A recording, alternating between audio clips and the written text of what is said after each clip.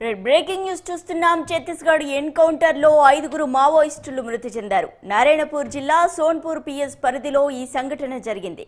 కాకూర్ అటవీ ప్రాంతంలో ఎదురు కాల్పులు జరిగాయి. ఈ ఎన్కౌంటర్ లో 2 జవాన్లకు తీవ్ర గాయాలు కాగా భారీగా ఆయుధాలను స్వాధీనం చేసుకున్నారు పోలీసులు.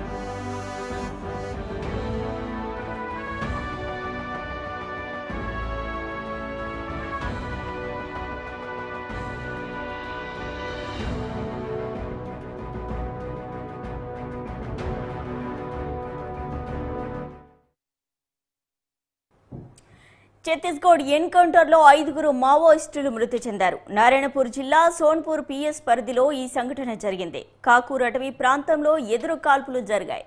ఈ ఎన్కౌంటర్ లో 2 జవాన్లకు తీవ్ర గాయాలయ్యాయి. మావోయిస్టుల దగ్గర నుండి భారీగా ఆయుధాలను స్వాధీనం చేసుకున్నారు పోలీసులు.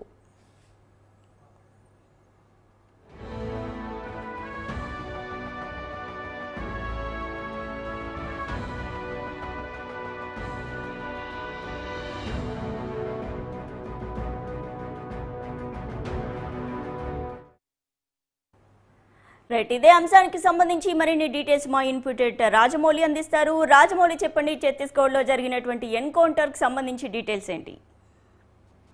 సుష్మా, మావోయిస్టు పార్టీకి మాత్రం తీరని దెబ్బ తగులుతుందని చెప్పొచ్చు. ఎందుకంటే కోలుకోలేని దెబ్బలు, అంటే దెబ్బల మీద దెబ్బలు తగులుతున్నాయి. ఎందుకంటే మావోయిస్టులు ఎన్కౌంటర్లు అంటేనే మావోయిస్టులు పెద్ద సంఖ్యలో మృతి చెందుతున్నారు. ఈ నేపథ్యంలోనే గతంలో జరిగిన ఎన్కౌంటర్ కంటే 36 మంది, ఒకసారి 42 మంది, ఒకసారి 22 మంది, ఇలా ఎన్కౌంటర్ మీద ఎన్కౌంటర్ జరుగుతుంది. ఏదైతే ఛత్తీస్గఢ్ రాష్ట్రం నారాయణఖేడ్ జిల్లా కోటుకూరు సమీప అడవి ప్రాంతంలో కేంద్ర బలగాలతో సహా కుమ్మింగ్ చేసి మరీ ఎన్కౌంటర్ చేసిన ఘటన చోటు చేసుకుందని చెప్పొచ్చు. ఎందుకంటే ఈ ఎన్కౌంటర్ లోపల భారీ పెద్ద మొత్తంలో ఆయుధాలు కూడా స్వాధీనం చేసుకున్నారు. ఎందుకంటే కేంద్ర బలగాలు కూడా ఇందులో ఇన్వాల్వ్మెంట్ అయిన నేపథ్యం ఉంది. ఎందుకంటే నక్సల్స్ ఏరివేతకు కేంద్ర ప్రభుత్వంతో పాటు రాష్ట్ర ప్రభుత్వాలు కూడా ఒక తాటిపైకి వచ్చాయని చెప్పొచ్చు. ఎందుకంటే నక్సల్స్ ప్రభావిత ప్రాంతాలైన ఛత్తీస్గఢ్, మహారాష్ట్రకు సంబంధించి ఈ 2 అడవుల్లోనే ఉంటారు. ఇటు తెలంగాణ, ఒడిశా కావచ్చు, ఆంధ్రప్రదేశ్ కావచ్చు, ఈ రాష్ట్రాలలో తలదాచుకునే స్థితి లేదు కాబట్టి మహారాష్ట్ర, ఛత్తీస్గఢ్ రాష్ట్రాల సరిహద్దును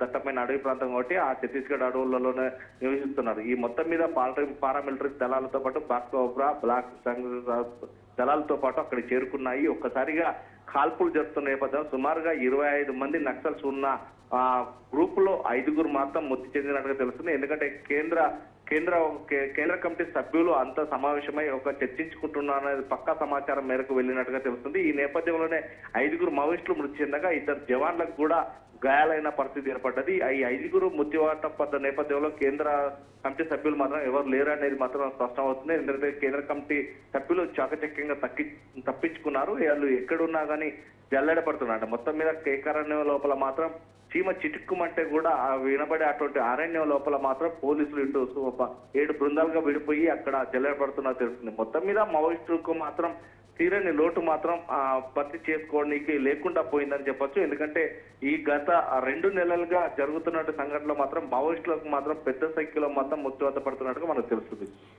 ఈ జరిగిన ఎన్కౌంటర్ పై మావోయిస్టులు ఏమైనా స్పందించారా?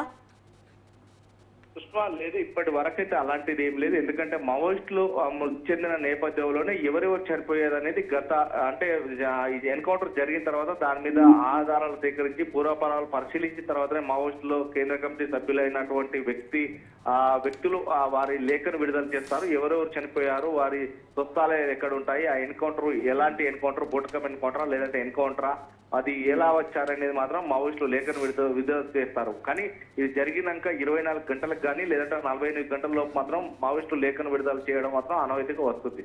Right, thank you Rajamouli, thanks for the updates. మొత్తానికి ఛత్తీస్గఢ్ ఎన్కౌంటర్లో జరిగినటువంటి ఎన్కౌంటర్లో 5గురు మావోయిస్టులు మృతి చెందారు. నారాయణపూర్ జిల్లా సోన్పూర్ పిఎస్ పరిధిలో ఈ సంఘటన జరిగింది. కాకూర్ అడవి ప్రాంతంలో పోలీసులకు మావోయిస్టులకు మధ్య ఎదురు కాల్పులు జరిగాయి.